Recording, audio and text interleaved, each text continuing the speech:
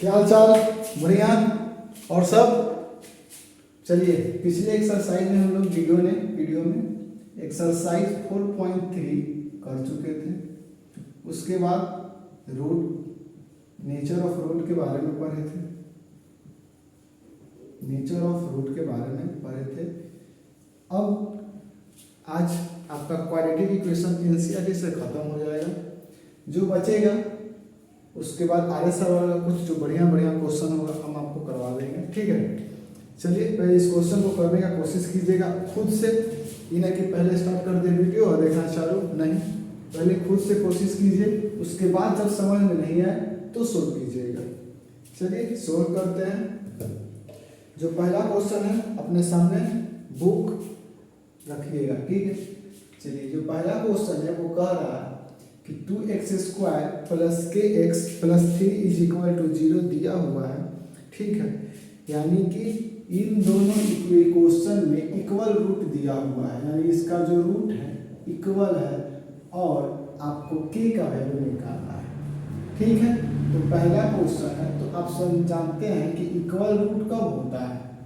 Equal root होने का एक ही कंडीशन है कि आपका जो वैल्यू होगा d का वो 0 के इक्वल होगा, ठीक है। तो पहला question 2x² plus kx plus 3 is equal to 0। a का वैल्यू 2, b का वैल्यू k और c का वैल्यू 3। रूट इक्वल है तो d is equal to 0, b² minus 4ac is equal to 0।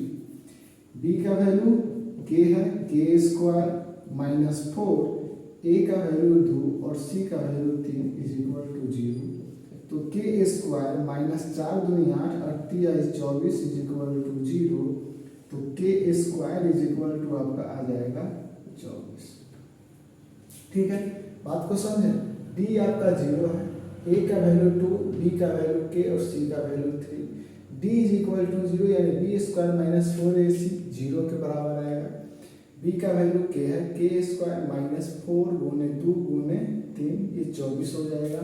और k का जो वैल्यू आ जाएगा वो √24। √24 किसका है तो आप इसको कर लीजिए 2√6 का है।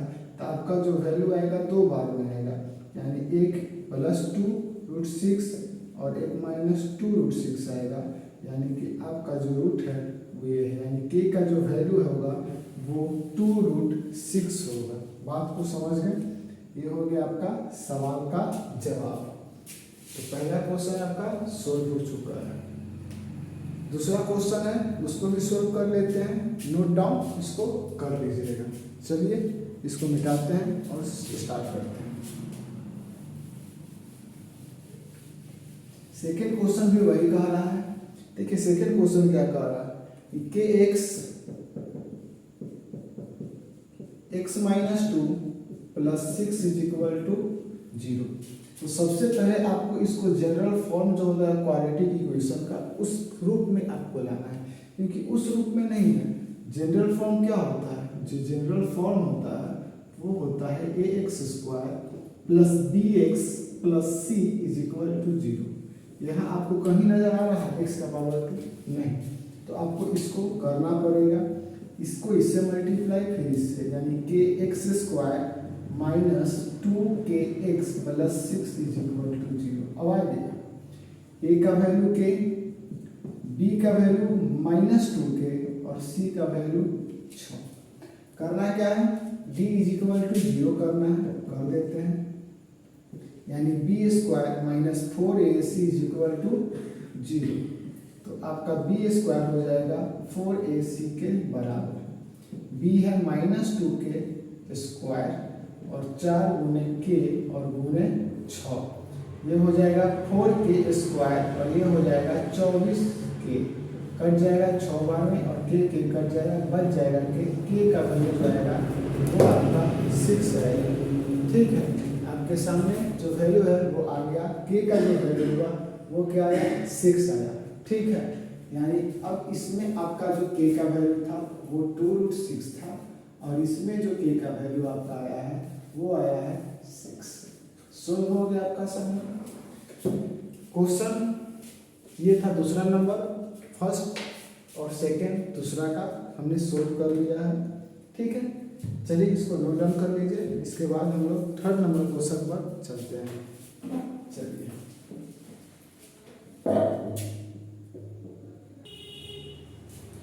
तो थर्ड नंबर क्वेश्चन देखिए और उसको सोल्व करने का कोशिश कीजिए। थर्ड नंबर क्वेश्चन क्या कह रहा है कि क्या यह पॉसिबल है कि एक rectangular mango grove whose length is twice its breadth and the area is 800, यानी एरिया आपको दे दिया है, एरिया दे दिया है 800 मीटर स्क्वायर। ठीक है, ग्रुप का मतलब शायद बक्सा होता होगा। ठीक है, एक रेक्टेंगुलर बॉक्स बनाना है मैंगो का जिसका जो लेंथ होगा, let's suppose that this is the box, ये रेक्टेंगुलर फील्ड है and the length is twice its breath. तो लेंथ हम मान लेते हैं इसका, कुछ नहीं पता, ब्रेथ पता है, x मान लेते हैं। तो अगर ब्रेथ x है तो लेंथ जो होगा वो 2x हो जाएगा। अब क्या कह रहा है कि एरिया दिया है 800, क्या ये पॉसिबल है? और अगर पॉसिबल है तो x का यानी लेंथ और ब्रेथ का आपको वैल्यू निकालना है। ठीक है, एरिया ऑफ रेक्टेंगल क्या होता है? एरिया ऑफ रेक्टेंगल होता है आपका लेंथ गुने ब्रेथ। तो लेंथ गुने ब्रेथ करेंगे और ये है 800 दिया हुआ, यानी x गुने 2x square is equal to 2x is equal to 800, यानी ये आ गया आपका 2x square is equal to 800, यानी x स्क्वायर का वैल्यू आ गया 400, 2 से कट गया ये, यानी x का वैल्यू आ गया प्लस माइनस 20। ठीक है, निगेटिव तो पॉसिबल नहीं है, यानी x जो होगा आपका ब्रेथ ये होगा कि नहीं। तो सबसे पहले पॉसिबल है कि नहीं इसको देखना है, तो आपको d निकालना पड़ेगा। तो d निकालने के लिए आपको सबसे पहले इक्वेशन ही क्या बनेगा, यहाँ ध्यान दीजिए, आपका जो इक्वेशन बनेगा वो ये बनेगा।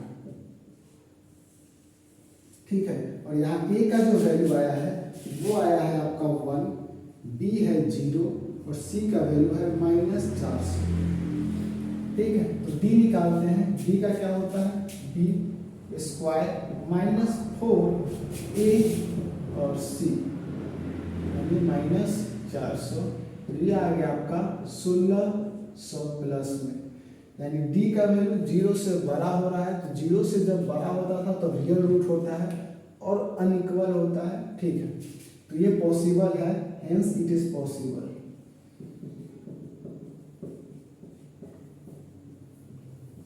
अब करना क्या है, x square is equal to 400, तो x का value plus minus 20, negative is not possible, then x is 20। तो आपका ब्रेथ क्या हो गया, ब्रेथ हो गया आपका 20 और लेंथ हो गया आपका 40। क्वेश्चन समझ गए होंगे, बहुत बढ़िया, यानी 40 मीटर जो भी मानना है आपको लेंथ होगा। बस यही क्वेश्चन था। क्वेश्चन का था कि एरिया दिया हुआ है, ब्रेथ का दुगना होगा लेंथ, कि क्या ये पॉसिबल है, और अगर है तो फाइंड कीजिए what is the value of length and breadth. Okay, चलिए तीसरा नंबर भी आपका सोल्व हो गया। इसके बाद आपका 4 और 5 और एक एग्जांपल बचा हुआ है, उसको आज हम खत्म कर देंगे। ठीक है, उसके बाद क्वालिटी की क्वेश्चन आपका एनसीईआरटी से स्वाहा हो जाएगा, यानी काम खत्म। ठीक है, चलिए थर्ड नंबर के बाद 4 नंबर क्वेश्चन पर चलते हैं। चलिए क्वेश्चन नंबर 4 और 5, this is the last question of this topic and we have to solve all these questions. Let's start with question 4 number 4. ठीक है, तो क्वेश्चन नंबर 4 और 5 को खत्म करके इस चैप्टर को जय हिंद जय भारत बोलते हैं, और उसके बाद फिर एक नया टॉपिक चालू होगा।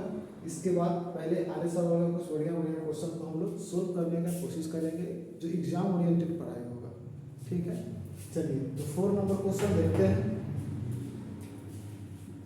4 नंबर क्वेश्चन कर रहा है कि the sum of the age of 2 friend is 20 साल।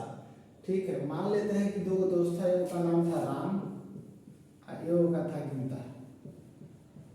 गर्लफ्रेंड बॉयफ्रेंड था, ये था बॉयफ्रेंड और ये था गर्लफ्रेंड। ठीक है, दिमाग में ख्याली प्लान नहीं बनाइएगा। चलिए, the sum of the age of 2 friend is 20 years. तो मान लेते हैं इसका x था, तो इन दोनों का सम जब 20 है, यानी इसका 20 से कम होगा, यानी अगर ऐसे समझ में नहीं आ रहा है तो देखिए, अगर x राम का और y इसका और ये 20 के बराबर है तो y का वैल्यू जो आएगा वो 20 माइनस x आएगा। यही चीज है बीटा का। ठीक है, चलिए अब कह रहा है कि 4 साल पहले, तो 4 साल पहले क्या हुआ, तो 4 साल पहले तो 4 ईयर अगो राम का एज क्या हो जाएगा, राम का एज जो हो जाएगा वो x माइनस 4 हो जाएगा, और जो गीता का एज होगा वो हो जाएगा 20 माइनस x माइनस 4 यानी कि 16 minus x। Product of their age यानी हम इन दोनों के प्रोडक्ट दे रहा है, यानी x माइनस 4 और 16 माइनस 6 इज इक्वल टू 48। लीजिए सोल्व करते हैं। 16x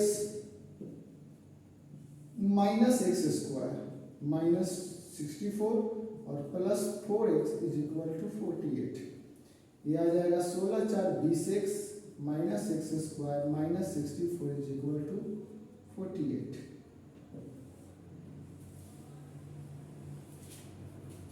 चलिए ये आ गया आपका, सब उधर ले जाते हैं तो x square plus 64 minus 20x और प्लस 48 इज इक्वल टू 0, यानी x स्क्वायर और ये हो जाएगा माइनस 20x और ये हो जाएगा 8 4 12 और 6 4 10 112 इज इक्वल टू 0, यानी x square minus 20x plus 112 is equal to 0। तो फिर देख लेते हैं, 20 साल हो गया, x माइनस 4 16 माइनस 1, इन दोनों का प्रोडक्ट कितना 16x minus x square minus 64x और प्लस 4x। ठीक है, तो 20x square minus x square. चलिए बहुत बढ़िया, इसके आगे क्या करना है, कुछ नहीं, पहले देखना है कि पॉसिबल है कि नहीं है। अगर पॉसिबल होगा तभी तो वैल्यू निकलेगा।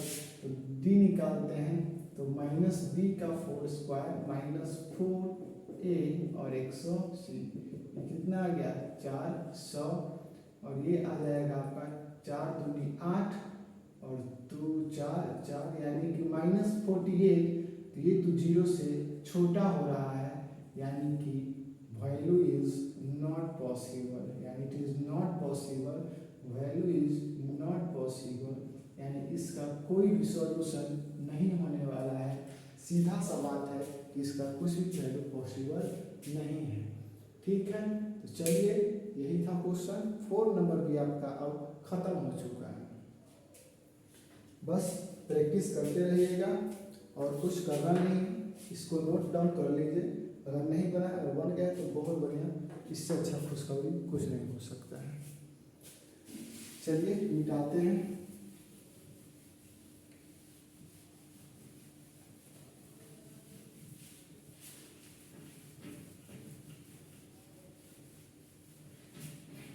क्वेश्चन नंबर 5 देखने का कोशिश कीजिएगा। क्वेश्चन नंबर 5 पढ़ रहा है कि क्या ये पॉसिबल है कि एक रेक्टेंगुलर पार्क हो, यानी एक रेक्टेंगुलर पार्क हो, ये रेक्टेंगुलर पार्क हो गया आपका, जिसका पेरीमीटर 80 मीटर हो and area is 400 metre square. ठीक है, यानी जिसका पेरीमीटर, यानी पेरीमीटर क्या होता है 2l प्लस b होता है, जो 80 दिया है, यानी l प्लस b का जो वैल्यू आएगा वो 40, इक्वेशन 1, और एरिया जो है 400 दिया है, यानी l इंटू बी जो हो गया वो 400 दिया है। तो पॉसिबल है कि नहीं है, अगर है तो फाइंड कीजिए। तो यहाँ से हम क्या करते हैं, b का जो वैल्यू है वो निकाल लेते हैं 400/l,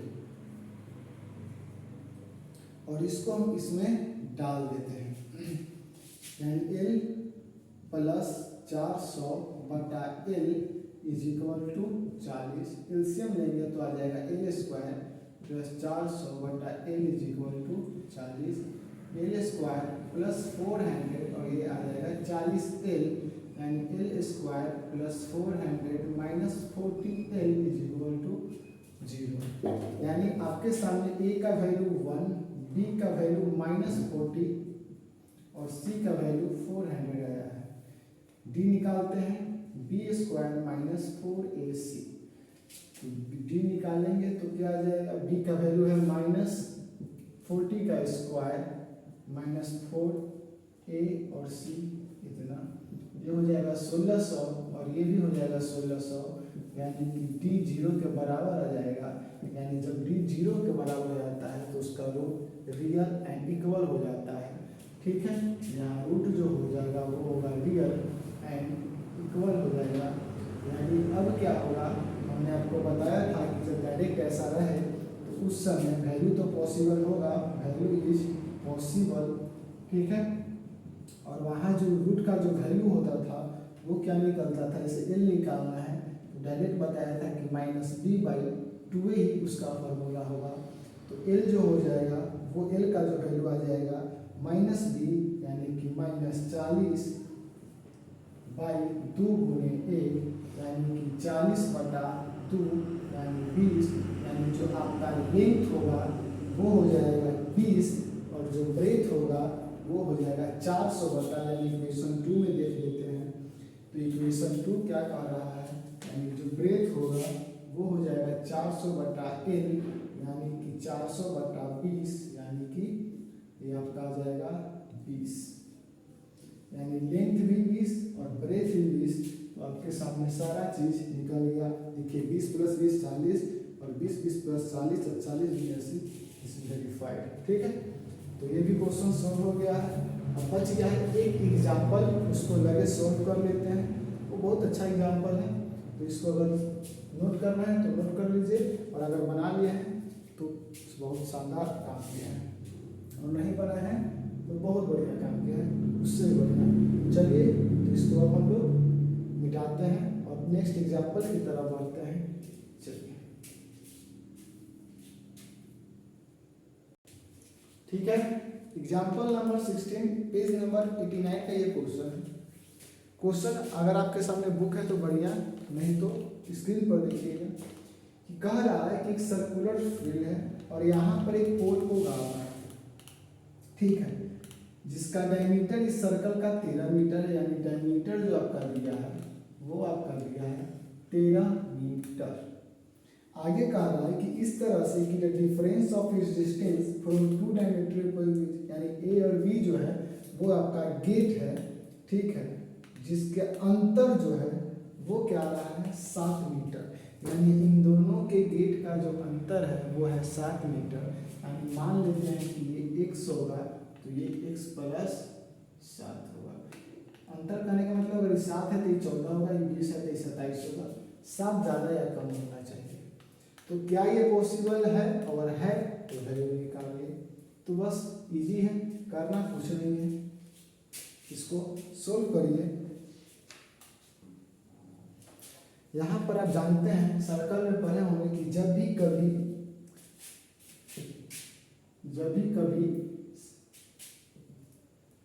डायमीटर से कोई सर्कमफेरेंस पर जब एंगल बनता है तो वो 90 डिग्री हो जाता है।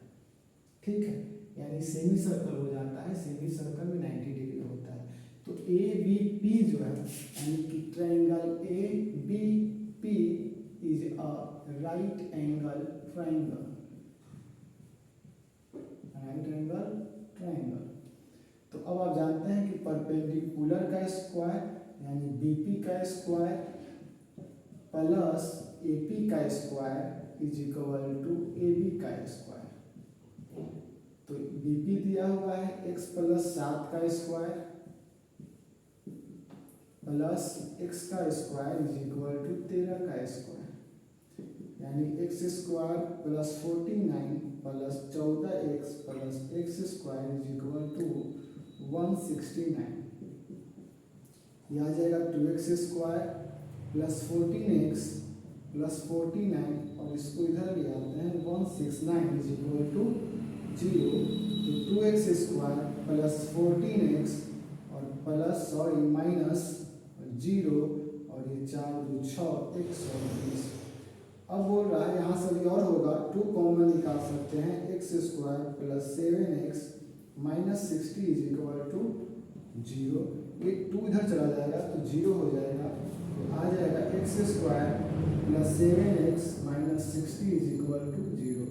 अब पूछ रहा है कि अगर पॉसिबल है तो पॉसिबल है कि नहीं, तो d निकालना पड़ेगा b² माइनस 4ac, b का वैल्यू है 7 का स्क्वायर माइनस 4 गुने 1 गुने माइनस 60 49, और ये हो जाएगा 240, 6 4 तो 240।